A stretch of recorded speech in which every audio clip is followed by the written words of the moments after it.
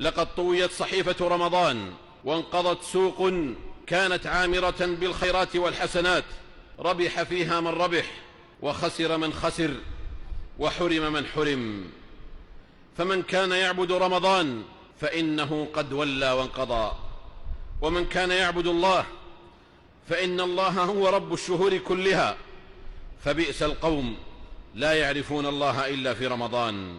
لأن في بقية الشهور والأيام من أصول الطاعات المشروعة في رمضان كما هي الحال في رمضان، غير أنها في شهر رمضان تتناسق بكيفية فريدة عن بقية الشهور، وإلا فإن الصدقة وقيام الليل وصوم النوافل وتلاوة القرآن والتسبيح والتهليل وكل أنواع الجود قد حض عليها الخالق الكريم في غير رمضان.